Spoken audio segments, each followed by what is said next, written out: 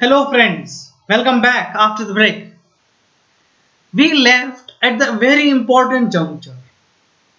What was the juncture? That the assessee has failed to take the benefit of a certain important section, reduction under a section, and where he has failed to take the benefit in the return of income, and he has received a notice. He has received a notice of scrutiny assessment under section 143(2), and now he has come up pleading before the assessing officer. Yes, your honor. Yes, sir. Sir, give me the benefit of this section. Give me the necessary relief which this act wants to give to me. But I have failed to take it in my innocence, in my ignorance, in my return of income. I was not advised properly. Now I have hired a proper counsel, and this counsel has suggested me that this relief is available to me on the facts and circumstances, and you kindly provide this relief. Whether the assessing officer is bound to give me this relief, or is it a matter of his discretion, or he cannot give me at all, claiming that you have not claimed it in the return of income, this is not at all available to you. So out of this three course, outright rejection, acceptance, or the discretion, what is the mandate of the law? Whenever the law gives scope to discretion, remember it, whenever the law gives scope to discretion, corruption has dwell in. Corruption वहीं उगता है जहां पे where there is discretion. Sorry for using those terms in Hindi, but I couldn't control it. So now let's come back to the principles while understanding this situation. This situation is very much particular because counsels at the time of filing the return may inadvertently miss certain claims, or the counsel may themselves be not well advised, because return filing is done generally by certain other counsels, and the assessments and the appeals are being dealt by different counsels. So the counsels who are well versed with the assessment generally are not involved in return filing. So important major reliefs which are required to be claimed through return of income are generally skipped. So whether this substantive right, with this vested right in the assessee, is lost if he is not claiming it in the return of income, we shall be dealing this by reading the principles. First, let's know what is given in the Constitution of India. What it says, Article 265. No tax shall be levied or collected except by the authority of the law. So law says this exemption should be available to me, this deduction should be available to me, and I have not claimed it in the return of income. And while in the assessment proceeding, I am coming before the learned assessing officer and asking him to give me the relief, give me this remedy. Whether he can deny me and say, I am not going to give it to you, or is it a violation? When he denies me, then it is a violation of Article 265. Here we need to understand what the law is. Law says that this exemption should be available to me. But what the law says, whether it should be available to me only if I claim it through a return of income, or whether I can claim it even at the time of assessment, this is also the law. So we need to understand this very much carefully. There are some arguments in the public domain which says that assessing officer is bound. Why? Because the authority of the law is that this exemption or deduction should be available to me. But we have to properly read the meaning of this term, authority of the law, in the light of various judicial precedents. Now let us read another judicial precedent. What it says. What is the purpose of the proceeding? The purpose of the proceeding before the tax authorities is to correctly assess the correct income and the correct tax liability of the assessee in accordance with the law. Again, this is permeating a bigger belief that though assessee is not able to claim it through return of income, he is available. He can take the claim through filing a fresh letter before an assessing officer. He's he can take the benefit by filing a revised computation before the learned assessing officer during the assessment proceeding. And this view also permeates when one reads section 143 subsection 4. What it says? The demand and the refund should permeate or should settle only after assessment under section 143.3 has been completed. So what it says? Rights of refund and or the responsibility of demand would be determined only by 143.3, and 143.3 is a machinery provision, and when it is a machinery provision which enables execution of the whole law, and the assessing officer is on the seat of an umpire, and as an umpire he has to do as per law, and the law says deduction should be available. Again this argument brewing up that I should be allowed the benefit. But remember, in this case nowhere the powers of the learned assessing officer was discussed. Now comes the another CBDT circular. What it says, and this is the very basic circular which now in present life is being used. It is the circular of CBDT circular number 14 XL 35 of 1955, dated 11th April 1955. What it says, wherein the board has advised the officers that they must not take the advantage of the ignorance of the assessee. What it says, if assessee is ignorant, they should not take the benefit of the ignorance in taxing and increasing their revenue. Rather, the officers should draw the attentions of the assessee to any refunds or relief to which they are entitled to, but which they have omitted to claim for some reason or the other. The reason why they omitted or they did not claim that eligible benefit is not the issue, whatever may be the reason, but they are duty bound. Who are duty bound? Assessing officers are duty bound to tell the assessee or the council of the assessee, look, you have not taken this benefit. You have not taken this benefit which you are entitled to. Take the benefit. So now read this circular in the present light. What it says in the present light? The assessing officer is not advising us, but we are requesting assessing officer, see, I have not able to take the benefit, now allow me the benefit. So it is the duty of the assessing officer in the light of this circular to allow me the benefit of this deduction or exemption. Alright, so now the reading of article 265, reading of this National Thermal Power Company Limited decision and the CBDT circular. It clearly says that I can take the benefit. I can take the benefit even before an assessing officer. An assessing officer is bound to compute my income as per in accordance with the law, and the law says that this deduction or this exemption should be available to me. It should be available to me. It is as must be. Now comes the Godse India Limited case 284 ITR 323 Supreme Court. This is the creating of controversy. The issue before Godse India Limited was about the powers of the tribunal, and it was about the powers of the tribunal. And the Godse India Limited case, the Honorable Supreme Court said assessee is not required to file a revised return. See, if you have not taken any, there is an omission, you have to file a revised return under section 139(5). So Godse India Supreme Court says before and when the matter has come up to tribunal and you have to take a claim, and this claim you have not taken up in the return of income, the revenue was pleading that since assessee has not taken this claim by filing a revised return of income, so this claim is not available.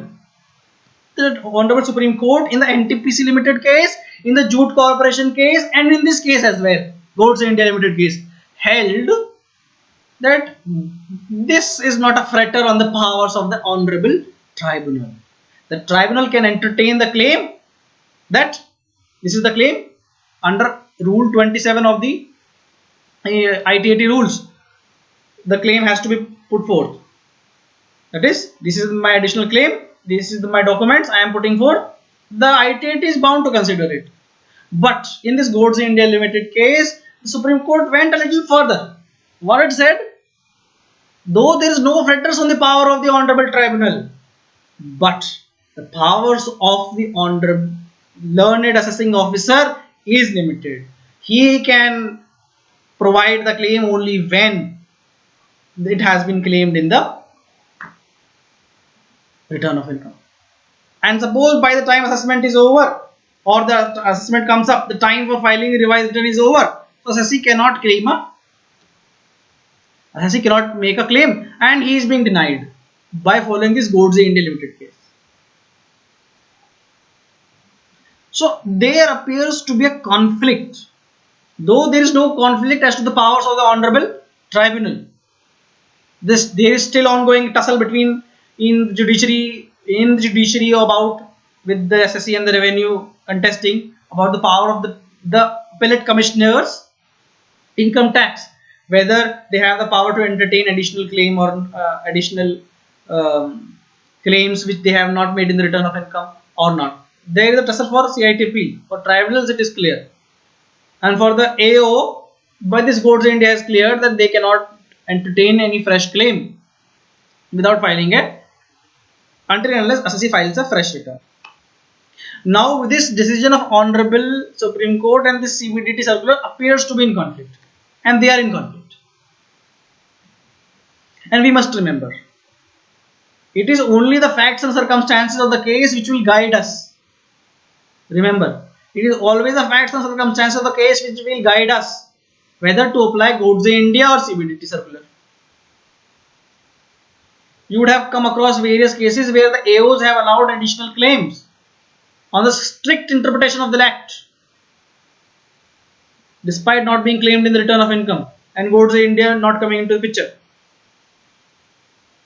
Alright, so Godse India does not fetter, in my opinion, though it lays down a clear guideline that the powers of the AO are fettered, that he cannot entertain additional claims. But facts and circumstances are also to be looked into when we will be applying Godse India case. So Godse India case clearly says if AO has to give additional claim, he has to refer whether the claim has been made through revised return or just by mere filing a letter. If it is by mere filing a letter or revised computation, not allowed. Okay, this is the principle. So we come to know one principle says assessing officer is bound to give the benefit as per law and even advise that this remedy or this relief was available which he has not taken, so take it. So if assessee himself is coming, so he should allow it. And Godse India, they are saying AO cannot give. If he has to make it, then he has to file revised return. If the time for filing revised return is over, then he should take the additional ground before CITP. Those CITPs will reject it. It is only the tribunal who gives the required benefit. Alright, now we will be discussing certain examples. Alright, where we will understand the scope of application of these two decisions, that is CBDT circular and the Godse India Limited case. While filing a return of income, Mr. A forgot to claim depreciation on machinery. During the assessment proceeding, he argued that since he had not claimed the depreciation in the return of income, learned AO cannot deduct such value from the return down value of the fixed asset, and that value should be taken to the next assessment year. What happened? My income was coming below taxable, even if I don't deduct depreciation. So I said I will not deduct depreciation this year. I should keep my asset at that value and I should take it to the next year. And I will claim depreciation next year. So whether deduction should be available this year or not, CBDT circular says this benefit was available to the assessee, it should be given irrespective of the fact that he has claimed it in the return of income or not. Because what is the purpose of this 143 or any scrutiny assessment? To correctly assess the income of the assessee, and to correctly assess the income of the assessee, it is required that the benefit of this deduction should be given. So AO said, so now benefit of this deduction CBDT circular given, and the WDV was reduced, and the reduced WDV was taken to the next year. Alright. So CBDT circular was followed. Again giving a hint that CBDT circular is binding, so it has to be followed. Another thing, while filing his return of income, Mr. A did not claim set off of brought forward loss. So when he has not claimed set off of brought forward loss, assessing officer saying, since you have not claimed it in the return of income, I am not going to allow it. Section 72 says benefit should be given before computing the tax of, and for arriving at the correct tax, this deduction should have been given to me. So what to do? Whether I should follow CBDT circular or Godse India case? Here we don't need to follow Godse India case. Why? Because section says the deduction shall be given and has to be given. And to come to this conclusion, Honorable Supreme Court in the case of CIT versus Mahalakshmi Sugar Mills Company Limited, 160 ITR 920 Supreme Court, it says there is a duty cast on the income tax officer to apply the relevant provisions of Income Tax Act for the purpose of determining the true figure of assessee's taxable income and consequential tax liability. Merely because assessee fails to claim the benefit of set off, it cannot relieve the assessing officer of his duty. So he is bound to give the benefit of this deduction set off. Now what happened in another case, assessee forgot to take the benefit of ATC. Now whether assessing officer and assessee goes before the assessing officer, look sir, I have forgot to take this benefit of ATC. I have paid this much LIC, I have paid this much PPF, I have paid this much tuition fees of my students, of my children. Sorry. And so what happens? I am not able to take. So following this decision of CIT versus Mahalakshmi Sugar, following the decision of NTPC, following the decision of CBDT, that circular, following the decision of Jute Corporation, kindly allow me this ATC.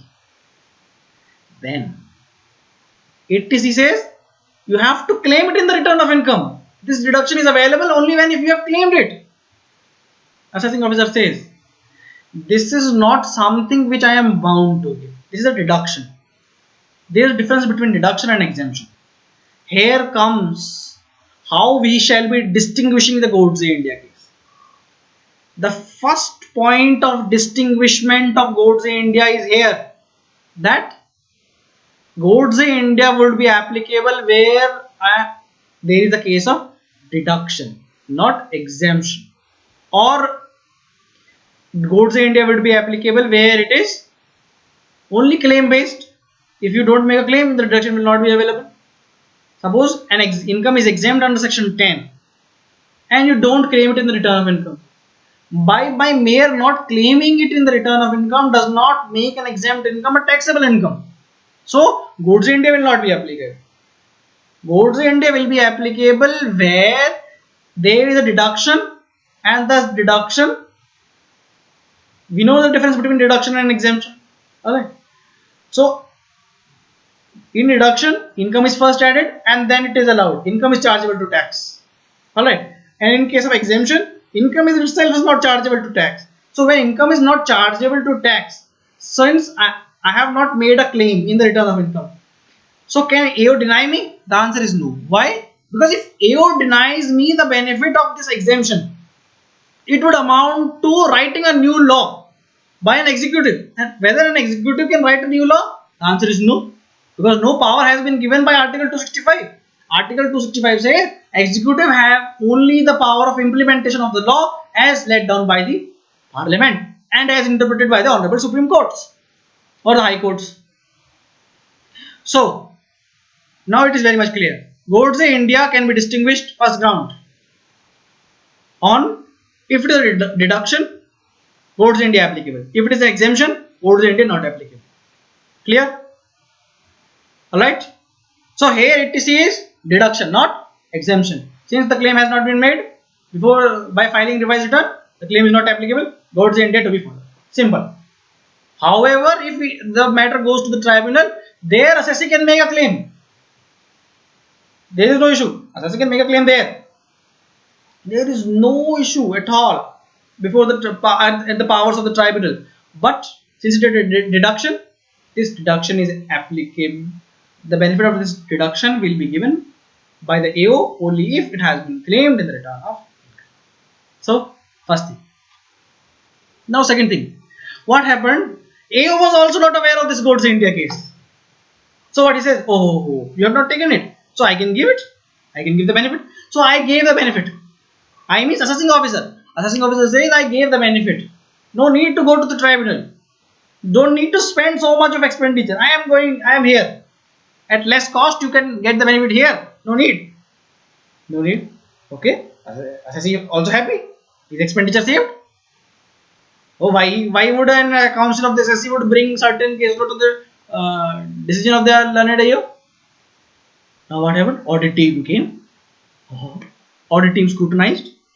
You AO, you took something. You forgot this Godse India case. You should not have given this ATC deduction to the assessee because he has not claimed in the return of income. Okay. What happened? This audit party referred the matter to Honorable CIT for reference under section 263. It says the order is erroneous as well as prejudicial to the interest of the revenue because the benefit cannot be given by the learned AO. Then came Delhi High Court. It says, look dear, revenue, what you are talking? For making a reference under section 263, two conditions must be satisfied. What is the first condition? That is the order must be erroneous. Number two, the order must be prejudicial to the interest of the revenue. Until and unless these two conditions are satisfied,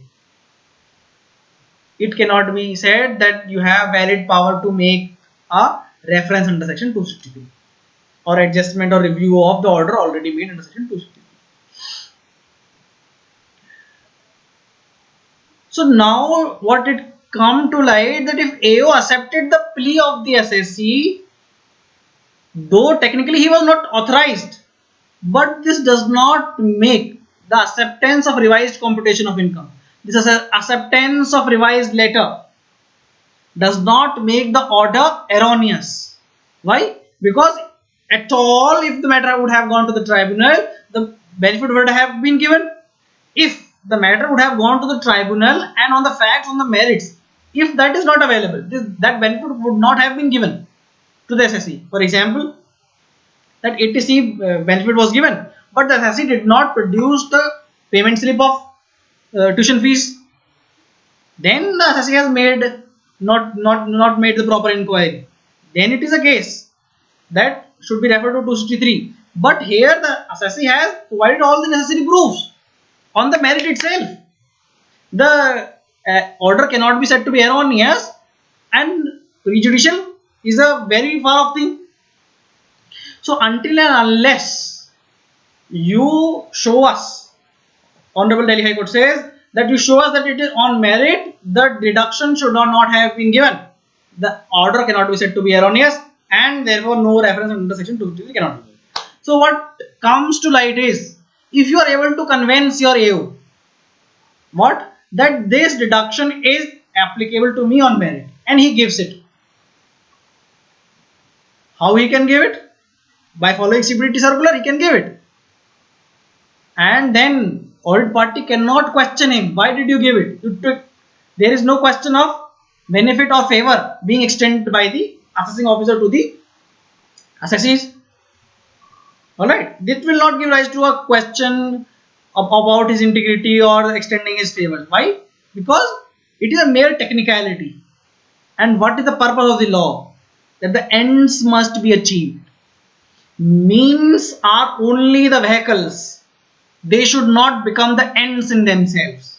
So the mere technicality should not come into the right ways of substantive justice. What is substantive justice? That the deduction should be available to me.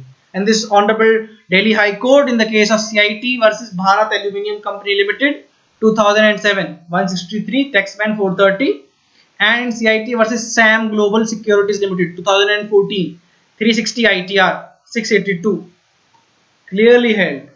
Why I refer to this 2014 judgment of Delhi High Court? Because some would say, see, Godse India came in 2006, this Bharat Aluminium in 2007. The Honorable Delhi High Court would not be aware of Godse India, may not be aware of this Godse India. So, in 2014, it cannot be said that the Honorable Delhi High Court was not aware of Godse India. It was aware. Yet it said that the reference cannot be made under section 263. If assessing officer accepts a claim even without assessee not filing, revised it under section 139. So I am very much clear now. Alright. Now comes to our next example. So this next example says assessee failed to take the benefit of 54G. So whether this would be available? The answer is yes. So I have given some other case laws as well. This CBDT circular can be followed. This Bharat Aluminium case can be followed. That Mahalakshmi Sugar Mills case can be followed. And CBDT circular can be followed. And this Godse India Limited case can be distinguished. Why? Because Godse India Limited case can be distinguished. Why? Because 54G is an exemption, not a deduction. How come am I saying 54G is a deduction? Not a deduction, but an exemption. Open your Bare Acts.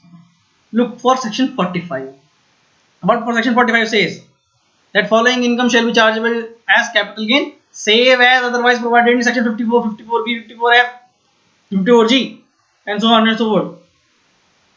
So what it says?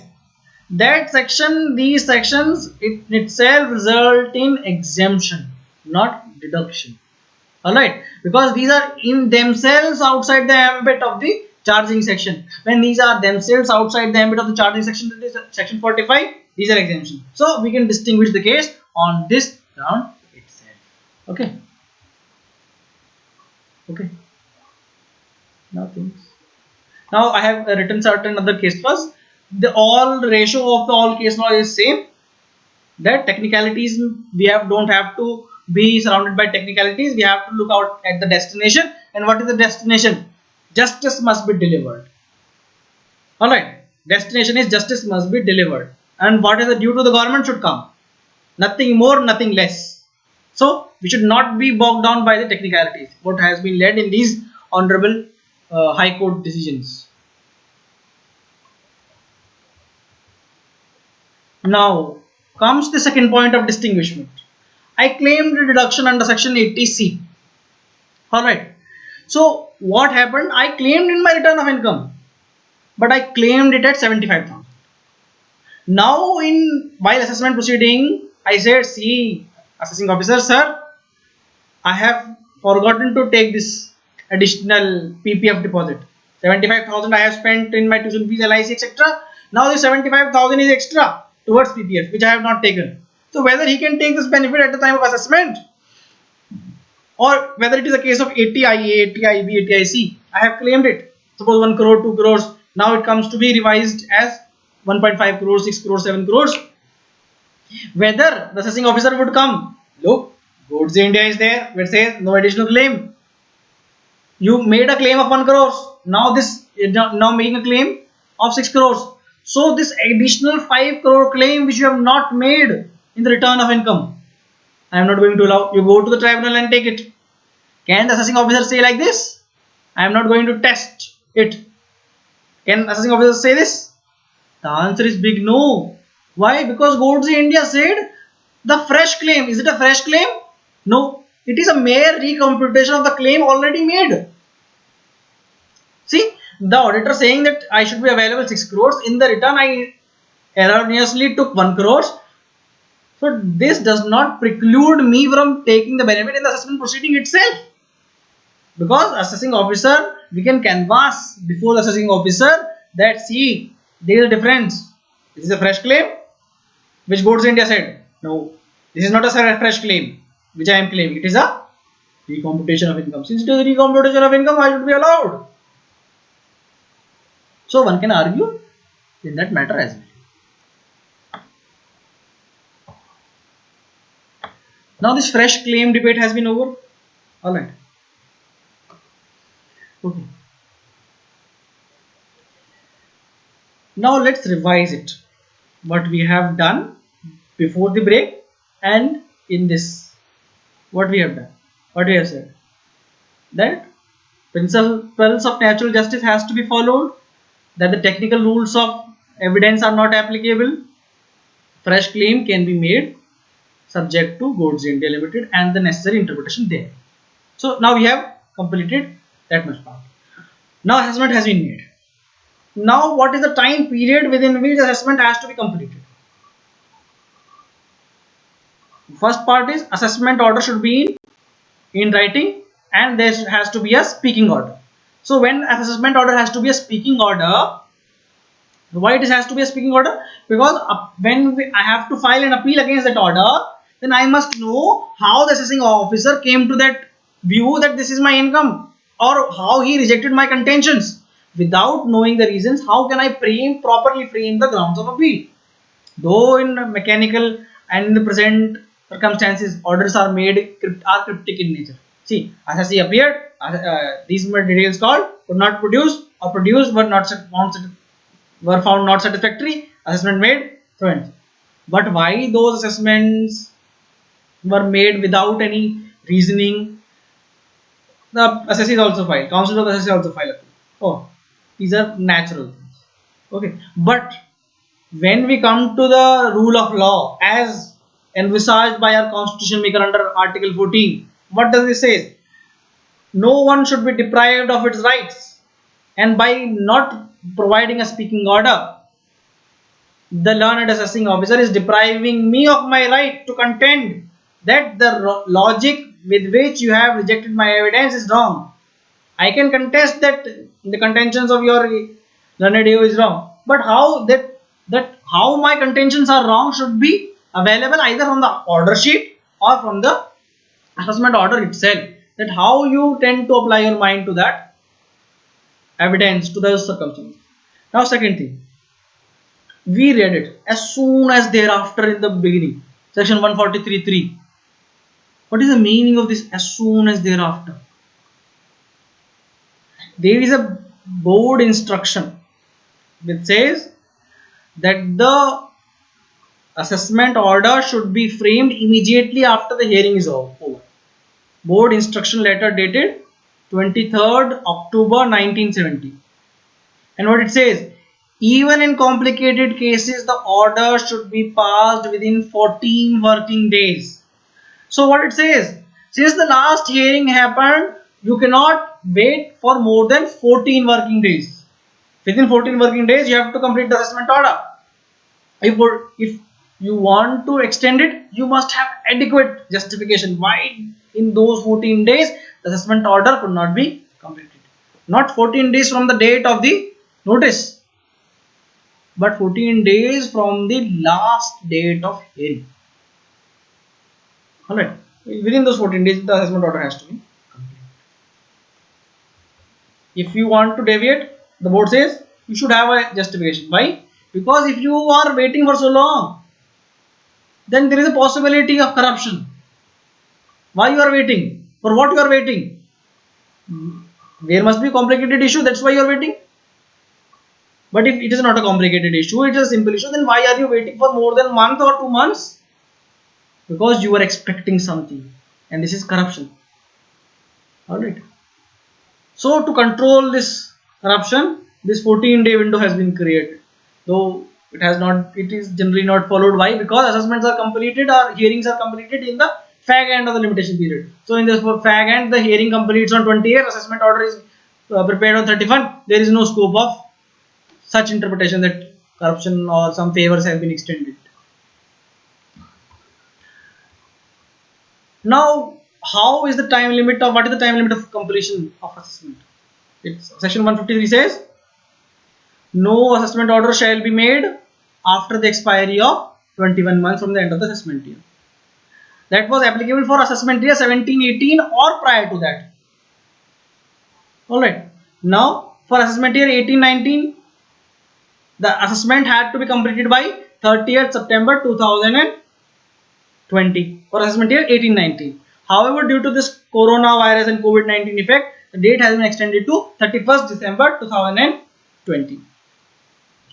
Now for assessment year 1920, the law says the assessment has to be completed by 31st March 2021, or for thereafter the period will be 20. For example, for assessment year 2021, the assessment has to be completed by 31st March 2022. Alright. So, but because of coronavirus, the limitation period expiring on 31st March 2021 has been extended to 30th September 2021. How they are going to bring in what form they are going to bring in, whether it is applicable in the future years as well, is yet to be seen. But this was the information I shared with you. Now comes when it is a case of a transfer pricing, 12 months will be added. How come? If assessing officer feels that the reference to transfer pricing officer has to be made and he makes a reference to the transfer pricing officer, then 12 months extra has to be added. That is, for assessment year 17-18, the case was not to complete by 31st December 2019, but it has to be completed by 31st December 2020. Now you would have seen I have highlighted the word made. See, I have highlighted the word made. While reading section 143.2, I had highlighted the word service. While in the first videos when we were discussing about section case laws on section 148, we highlighted the word issue. When we were reading section 292BB, we were highlighting the word issue. Now section 153 does not say that the order, 153 says, does not say the order has to be served upon the SSC within the time limit prescribed under this section. It says order has to be made. So why is this made? What does this made suggest? Now we should understand it with the example given here, because this example will make us very much clear. Revenue argued that since the legislature has not used the word issue, has not used the word service, so what has to be seen? The actual signing, the day I have signed it, that is final, that is assessment has been made. And if the date of signing is within the limitation period prescribed under section 153, the order is within the limitation period. Number one. The second argument of the assessing officer was, or the revenue was, this section 153 is directory in nature, not mandatory. Why? Because no prejudice is being caused to you. Why? If the assessment order is being served upon you beyond the limitation date prescribed therein, your right or your remedy to file appeal will begin only from the date when the notice of demand or the order is actually served upon you. Clear? Na? They are saying there are twofold arguments. One, on the interpretation of the word made. Second, no prejudice. When there is no prejudice, why to worry? And the courts of equity, justice and conscience, they would only look whether any prejudice have come to you or not, but whether prejudice has been caused to you or not. And no prejudice, nothing. So now let's take an example. The answer given by the various tribunal was, the made has to be understood in the sense that it has actually been handed over to the postal authority, though the word issue is not there. So the judgments of Kusum Agrawal or the judgments of Gujarat High Courts or Allahabad High Courts on the word of issue will not be applicable. It is true. The word is not service. So the decisions of Honorable Supreme Court is also not applicable on the word of service. But since there is a possibility of antedating, means you come on first, the limitation period was expiring on 31st December, assessing officer on 2nd of January says, okay, I sign it now, I posted in the postal department now, and the order was signed on 2nd of January, dating 28th December. So it is called antedating. So whether it is fine. So as to curb this practice of antedating, the honorable tribunals have held that the word made has to be interpreted to mean as sent to the postal department. Now the coming of the digital signatures and the uploading of the orders on the portal, this is not going to be an issue. Why? Because the moment you sign it, the date, the time is actually captured by the digital signature. There is no possibility of antedating in digital signature. the moment it is uploaded on the portal, that is also not possible to be entered. So there is no. So what have the code? Codes have been held, made, means has handed over to the postal authorities. Now with the coming of e-assessment proceeding, there is no problem, as the moment it has been captured, the DSC will capture the date and time. It would be said that it is made then and there, and there is no possibility of antedating. So the courts, in my opinion, would come to the conclusion that there is no antedating. So made means the moment the assessing officer signs it, not when it has been handed over to the postal authorities, but the moment he signs it and it is uploaded at the e-filing portal of the assessing. So it is made then and there. Okay. Now one thing. Now we will be doing section 144 capital A. What is it? The power of the joint commissioner. What it says? The joint commissioner can issue direction either on his own motion or on a reference made by the assessing officer or on an application of the assessee. On his own motion, on his own will, reference made by the assessing officer or application of the assessee. What when the assessment is pending, that is, this power of section 144 is applicable only to proceedings associated with assessment. And when the assessment is over, can the learned joint commissioner issue a direction? The answer is no. It is only when the assessment is pending. So while giving directions under this section, what the joint commissioner has to look? He has to look at the nature of the case, amount involved, or any other reason. What is any other reason? Suppose there may be a decision of Honorable Supreme Court, or there may be a decision of Honorable different High Court, which the assessee wants that the JC should direct. JC is the range head, should direct the assessing officer. Look that these case you follow, or you investigate on these lines, etc. and etc. The JC gives direction. The assessing officer is bound to follow those directions. And whenever an assessing JC rules which gives a direction which is prejudicial to the assessee, gives a direction, see these assessing officer, you make directions this way, whether these directions are prejudicial. When assessing of JC, joint commissioner, asks, there is a case of LTCG, joint commissioner asks assessing officer, look, this is a case of bogus LTCG. So you ask assessee, see, you provide me the documents of that company, you provide me the financials of that company, you provide me the statement, or you bank statement, demat account, etc, etc, etc. So he is asking the AO to do on assessment on this line, investigate on these lines, whether this direction to investigate on certain lines is prejudicial. The answer is no.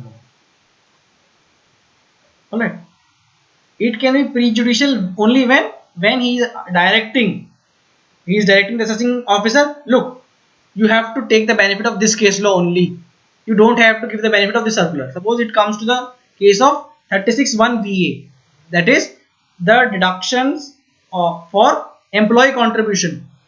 Assessing did not made the payment within the time prescribed under section 36(1) VA, that is the due date of that respective employee act, benefit act, but he made before the 43B time limit prescribed under section 43B. So there are conflicting decisions. So JC said, no, you don't need to give the benefit, you have to follow this CBDT circular that no benefit should be given. So this direction is prejudicial, and when this is prejudicial, the assessee is required to be intimated. Now the question would have come to your mind, how the JC would come to know on his own motion that I should give this direction to this AO and I should give this direction to this AO on his own motion? On the reference of the AO, on the reference of an assessee is fine, but how JC would come to know? JC is the range head. He monitors each and every assessment being made by these AOs. So he knows in what direction the flow of assessment is going on. Alright. So we have completed 143 3. We have completed the main ingredients of this section 144 capital A. We have completed the basic part of 153 capital A. Remember, I have not completed the proviso part of 143 3, which is related to charitable trusts. So we will be discussing the assessment of charitable trust when we will be discussing charitable trusts. Alright. So never think or do not think that I have completed the whole assessment. I have completed the tip of the iceberg.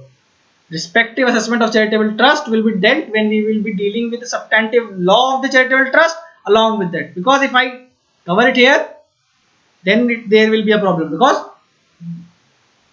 the law is not clear with us. The law is not clear to us, and we are completing the assessment procedure. Then there would be a mismatch, because the law and the assessment should go together. So I hope I have completed my today's lecture. So if you have any queries, kindly do comment in the comment box. Do not forget to press the bell icon, like, share and subscribe. So hope I see you soon again with my next video. Thank you.